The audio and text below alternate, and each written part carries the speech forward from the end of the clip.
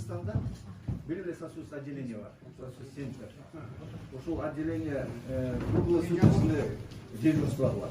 Мурун болсо смерть жасап турган больные 60-70% болсо жаңы методдорду киргизип, бул жерде академик иштейт. Балдар менен уже результат жакшы да. Заведующий отделение Басеке Калай. Андыш азыр өзү айдын айтып берип кой. Биздин бөлүмдө ушу 40 койду бейтап жатканга караштырмай. Кыргызстанда бир жалгыз кан тамыр хирургия борбору госпиталдын ичинде. Биз жерде ошо күндүр тынбай плановый больнияларда келет, экстренный больнияларда келет. Биздин бөлүм башкалардан өзгөчөлөнгөн ошо кайсы жерден кан тамыр повреждение болсо, бул оорулар бияка келет да, скорый менен. Анан biz şu hazır Kırdağ'da şu vraçlar bağırmış gündökünde şu yerde çıkmay işlep attık. 13 yılda dağı 10 gün geçe şu yerde tınbay işlegenmiz. Anan oşo bizge 16 oğurlu kayırıldı. 16 onun 4'ünü жаткыздык. Алар баары серьезныйлар. 12'si болсо окторун алып, жана пулевой пластиковый алып, анан кийин алар уже жаткандан өзлөрү кол коюп, отказ беришип, алар баягы алар токтоп берип алып кала алган жокпуз. Бирок алар под наблюдением биз баарын картотека ачып, история ачып, жана сиз айткандай эме составлять этип, картотеканы телефон менен алар менен байланышып турабыз.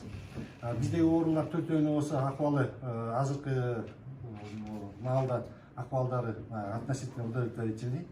Дары дармекти болсо больница полностью обеспечивать этип атат. Эч ким эчтеке сатып келген жок. Мындайча айтканда, азыр ушу баарыбыз ушу жерде 15 врач иштейбиз. Баарыбыз ушу оорулардын мындайча айтканда жанынан чыкпай, ошолордун сакайып кетишине болгон чалымыбызды кошуп атабыз. Анан эми бөлүмдө жана айтып кеткен Кыргызстанда жалгыз бөлүм кан тамыр хирургиясы деген. Анан бул жерде андан тышкары дагы биз плановый экстренный тышкары дагы Кыргызстан боюнча санавиация. Кайсы жерде кан тамырына залакка келип, кээ бир жерде операция кылып аткан мамилдер болот. Мисалы онкология же болсо 4-көр больницада болот. Кайсы жерден кан тамырында повреждение болсо, кайсы жерден кан хирургтар мындайча айтканда жардам керек болчу болсо, ошо биздин хирургтар барып, ошол жерге ордунан жардам берип, кан тамырын туташтыра албай турган жерлерин искусственный протез коюп, ошол акыбалдан чыгарганга аракет кылабыз да. Ал эми жанагы келген оорулуу бала боюнча колу кезилген.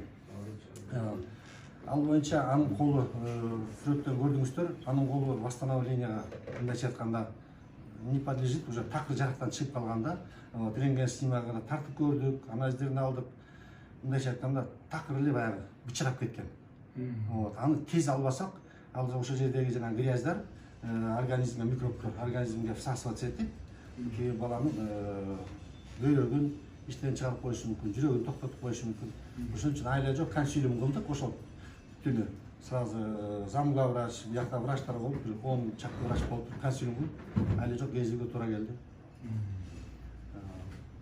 Эми азыр жаңы технологиялар билесиздер, азыр эми Кудай буйрса жакшы айыгып кетсе, ушундай протезтер жасалат. Ошол протезтер эми ал кийинчерээк да баары жакшы сакайып кетсе. Андан тышкары плановый операциялар болуп атпайбы, плановый больниялар. Плановый больниялар ошо 40 оорулуунун жатса, ошонун 70-60% плановый түрдө келет. Ар кайсы жактан ооруп, кан тамырлары жабыркап, 40% экстренный. Анан эми кез-кезде баягы строго баягы ал эменен рамкадан чыгып кетебиз. Кез-кезде бизге экстренныйлар көп келет. Мисалы азыр бул койка больница отделение 40 койка рассчитан болсо, азыр уже 43 оорулуу жатат. 3 ашык жатат. Орун жетпей атат. Эми аны болсо жана плановый операция болуп жакшы болуп бараткан ооруларды сүйлөшүп, под наблюдением чыгарып турабыз. Айла жоктон да. Түшүнүктүү. Атак врачтар болсо ошо бир суроо, сиздин отделенияга дары дармектер только маған чынын айтыңыз да, баягы Кыргызда сөз бар эмеспи, ооруну жашырсаң өлүмгө аш келет. Жасалмалуулуктун кереги жок. Биз чечим кабыл алганга, мага чечим, баягы туура чечимдерди, анан тез чечим кабыл алганга мага бардыгын туура маалыматтарды айтып тургула да. Азыр токтоп турабыз. Жасалмалуулуктун кереги жок. болгондой айтыңыз. Өкмөт тараптан, ушу медициналык министрлик тараптан толук жетиштүүбү дары-дармектериңер? Же анча-мынча жетишпегендиктер бар. Мисалы кымбат дарылар, жанагындай каат дарылар болот эмес, дефицит дарылар. Дары-дармектер жетиштүүбү же жетиштүү эмес? Азыркы ушу тапта ушу жаткан ооруларга жетиштүү бизде баягы дары-дармек запастар бар. Себеп дегенде биз дагы экстренный болгон үчүн биз мындай неиссякаемый запас деген аптекадан алып биздин ошо улуу медайымдын кабинетинде сейфте сакталып турат. Тагыраак айтканда, то есть мамлекет тараптан баягы бюджеттин эсебинен берилип туруп атат силерге. Бул жерде ошол 43 оорулуулардын арасынан сатып алып аткандар жокпу, өздөрү сатып алып аткандар? Ал жерде башка бул жерден келип плановый операцияга жаткан оорулуулар бар, конечно. Алар өздөрү чоң жанагындай высокотехнологический расходный материалдар сатып алышат. Ал больницанын немесинде жок, кирген эмес. Аларда уже тиги эмеде атайын перечень бар. Прескурант менен өздөрү бар аптекадан сатып беришет. Алар больницанын тиги эмеде коет эмеспи, тиги жизненно важный лекарственный средствонун составына кирген эмес. Ушунака 100% эмес. 100% обеспечение деп айтыш кыйын. Жетишпейт, ал кээ дарыларды сатып алгандар сатып эле алып атышат, жашырган. Жок, мына ушундай жашырбайын айткыла. Мында силерди эч ким бир Азыр ошо жашыр кызматтан албайт, же болбосо бир мындай жазага тартпайт, жалаң ушундай эмелерди жашырып жүрүп, мына 30 жылдан бери ушул акыбалга келдик. Силер баары жетиштүү деп коесуңар, анан кийин бар экен деп ошону ишенип алып кете берет. Өкмөт башчыбы, президентби, министрби. Анан кийин өзүңөрдөн өзүңөр кыйналасыңар. Элди да кыйнайсыңар, ооруларды. Андай кылбагыла. Эми бирок силердин эмгегиңер чоң. Мына пандемияда болду, мынакей күнүмдүк силердин элге кылган кызматыңар силерге ак эмгек да. Элдин өмүрүн сактап калып атасыңар, ден соолугун сактап калып атасыңар, силерге терең ыраазычылык бардыгыңыздарга. Эмгек акыңар керек болсо бир айда эмес, бир 10 күнгө жетпегендик бардыгын билебиз. Менде бардыгы маалыматым бар. Эми ушуну Кудай буйрса бардык тармактарды реформа кылсак, медицина тармагын сөзсүз түрдө эң биринчи кезекте кылганга аракет кылабыз. Эми пландарыбыз бар, эми анын баарын айтып отурбайын. Убактыңыздарды албай, өзүмдүн да убактымды албай, жакшы пландар бар, ошонун баарын аткарабыз. Силерден эч кандай бир мындай материалдык же болбосо башка жардамды сурабайбыз, моралдык гана жардам берип тургула. Ушул эл журтта түшүп аткан ооруларды жакшы карап тургула. Мен түшүнөм, баягы силерге да кыйын болуп атат, өтө кыйын болуп атат. Бирок ошо кыйынчылыктан чыгыш үчүн чыдаш керек. Кыйынчылыктан чыгыш үчүн жасалма немелерди айтпай, жасалма иштерди мындай айтпай, так маалыматтарды берип турсаңар жакшы болот. Анан сизди баягы мындай да жогору жактан министрден коркуп айтпай коесуңар да. Мына сиз айттыңыз. Эми сиз переживать этпеңиз, министр келип сизди сен эмне ушинтип айттың деп айтат депчи. Андай боло турган болсо сак бол эми.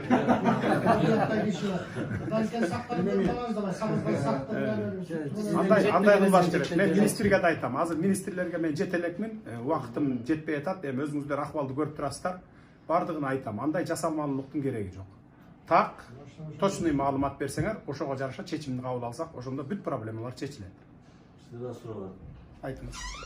Бизде баягы көчүттөр бияктан отуруп телевизорден көрүп беймаза отуруп алыпчы.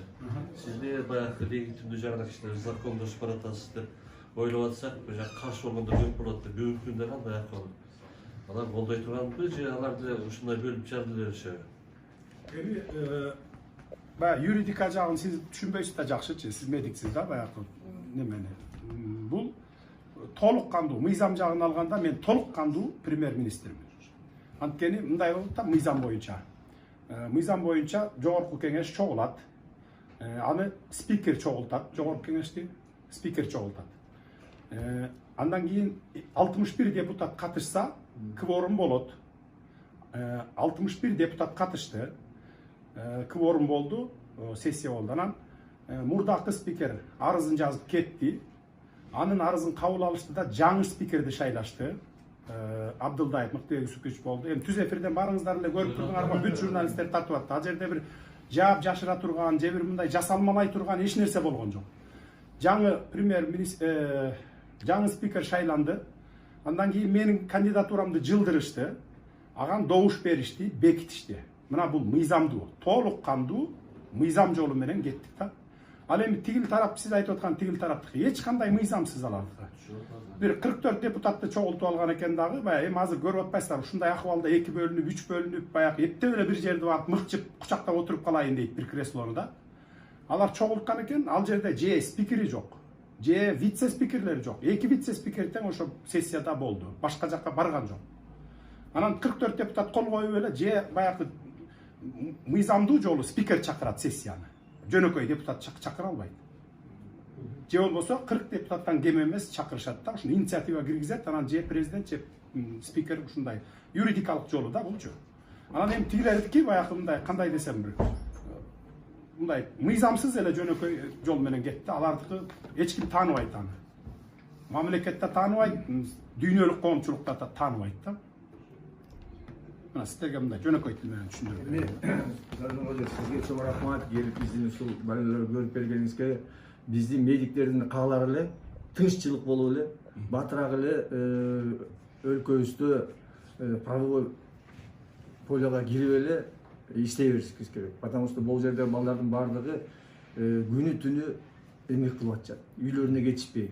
Эми үчүн дегенде кандай болуп кетет, эмне болуп кетет, качан түшүп кетет деп биз бул өзүбүздүн клятва Гиппократта аткарып атабыз да. Эми стабилдүүлүктү көрүп атасыңар да эми. Бизде кийин Кудай буйрса жакшы болуп баарысыз. Президент болуп эмне болуп калсаңыз баарыбыз эмне болуп калса биздин аппаратуралар жөнүндө да бир жардам берсеңиз жакшы болот. Бизде операционный аппаратуралары начар. Ангиографический аппараттар до сих пор биздин заведующий толтура министрларга жазды, до сих пор аппаратура жок. Ангиографический аппаратура мына Талабек Абдыбекович өзү айтып берсин, бизге керектүү нерсе да бул нерсечи. Ошол аппараттар жөнүндө жакшы болот эле бизге жардам берсеңиз. Освещенияларда жок. Туруктуулук болсун. Все, рахмат.